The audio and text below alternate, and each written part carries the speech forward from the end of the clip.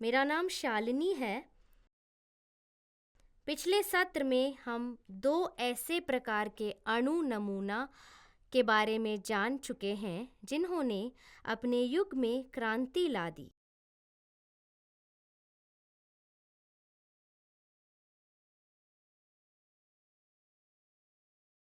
एक थॉमसन का plum pudding नमूना और दूसरा रदरफोर्ड का अणु नमूना है।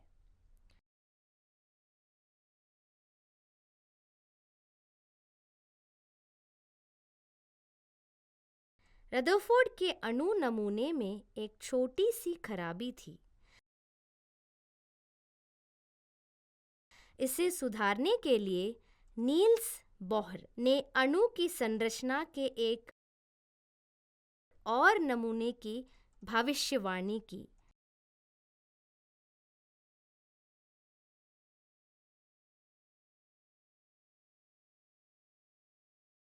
चलिए अब शुरू करते हैं।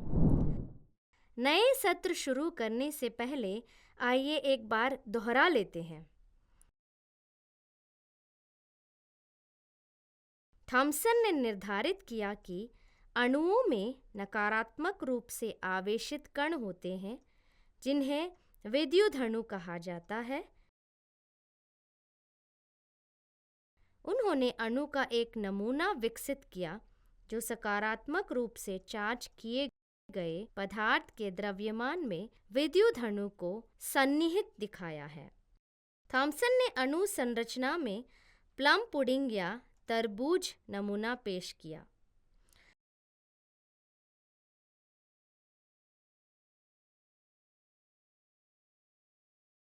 रदरफोर्ड ने अल्फा कण प्रकीर्णन प्रयोग से अणु के नाभिक की खोज हुई।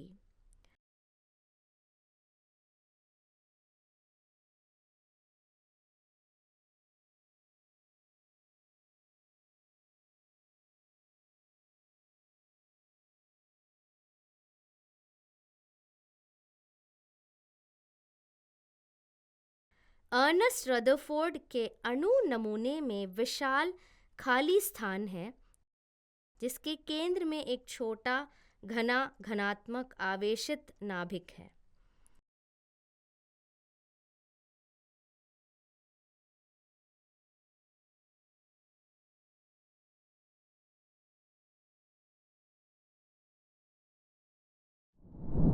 सीखने के परिणाम। इस सत्र के अंत में आप इसके बारे में समझ सकेंगे। रदरफोर्ड के अणु नमूना की खामियां,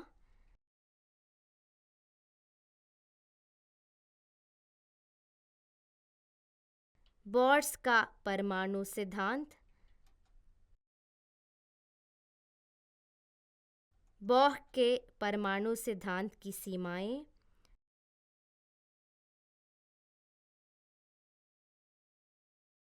न्यूट्रॉन की खोज। सांकेतिक शब्द। विद्युत अणु के ग्रहपथ में उपस्थित एक नकारात्मक आवेश कण। नाभिक अणु के केंद्र में उपस्थित गोला।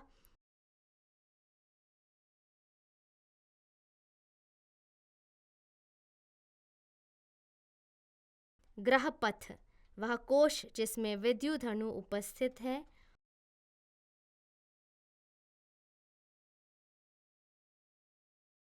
ऊर्जा स्तर ऊर्जा की क्वाटा वाला एक कोश।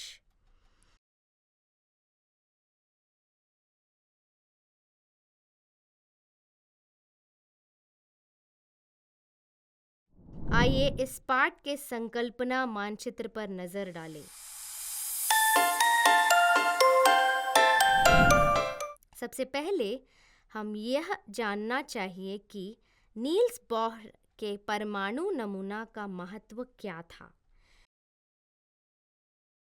एक गतिमान विद्युत को गति करनी चाहिए और लगातार ऊर्जा खोनी चाहिए।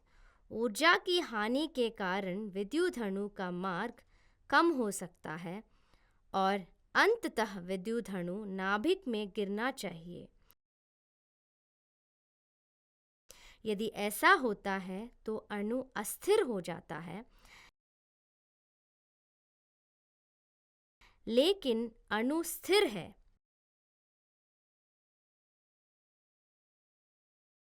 इस प्रकार रॉदरफोर्ड का नमूना अणु की स्थिरता की व्याख्या करने में विफल रहा है।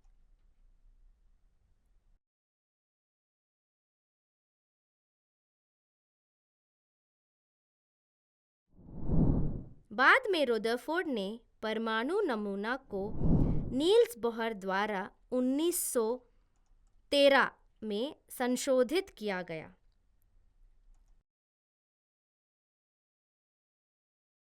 डैनिश भौतिक विज्ञानी नील्स बोहर ने अणु की स्थिरता के कारणों को एक अलग तरीके में समझाया।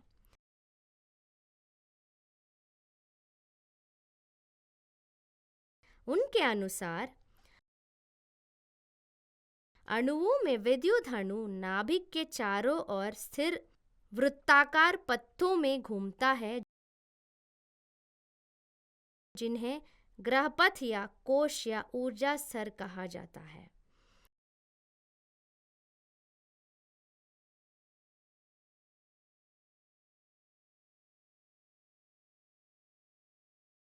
किसी ग्रहपथ में नाभिक के चारों ओर घूमते समय एक विद्युत अणु ना तो ऊर्जा खोता है और ना ही ऊर्जा प्राप्त करता है।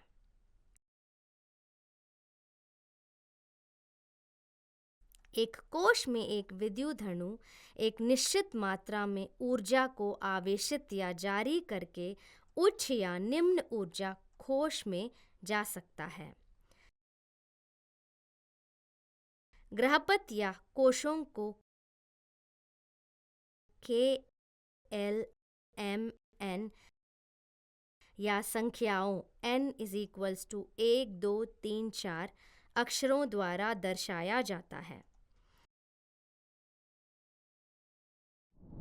एक मूल्य सीमा यह थी कि यह नमूना केवल हाइड्रोजन और हाइड्रोजन जैसे आयनों जैसे He, Li2, Be3 इत्यादि पर ही लागू था। इसे बहुविद्युत अणु नाभिक तक वास्तविक नहीं किया जा सका। अब तक हमें यह स्पष्ट हो चुका है कि विद्युत तटस्थता के कारण किसी अणु में दो प्रकार के कण विद्यमान होते हैं, एक धनात्मक आवेशित प्रोटॉन और एक ऋणात्मक आवेशित विद्युत अणु। अब हम न्यूट्रॉन के बारे में जानेंगे। 1932 में जेम्स चैडविक ने देखा कि जब बेरिलियम अल्फा कणों के संपर्क में आया तो प्रोटॉन के समान द्रव्यमान वाले कण उत्सर्जित हुए। इन उत्सर्जित कणों पर कोई विद्युत आवेश नहीं होता।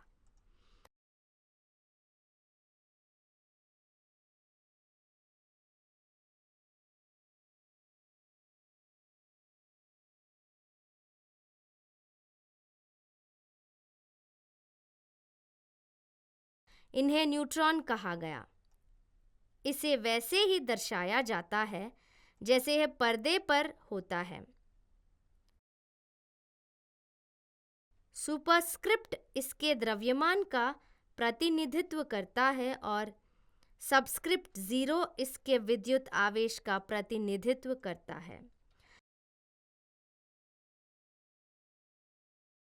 न्यूट्रॉन के गुण हैं: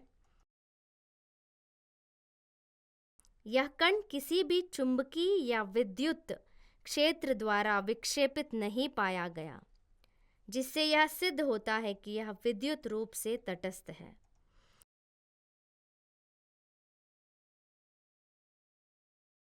इसका द्रव्यमान 1.676 × 10⁻24 ग्राम के बराबर है। यह अणु के इतिहास का चार्ट है।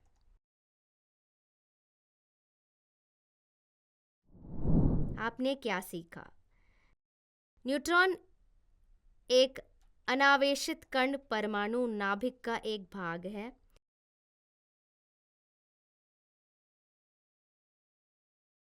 न्यूट्रॉन की खोज का श्रेय जे चैडविक को जाता है।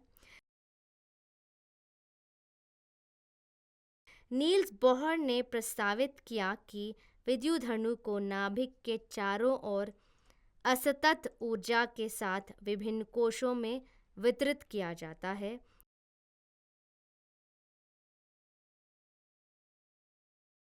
यदि परमाणु कोश पूर्ण है तो अणु स्थिर और कम प्रतिक्रियाशील होगा।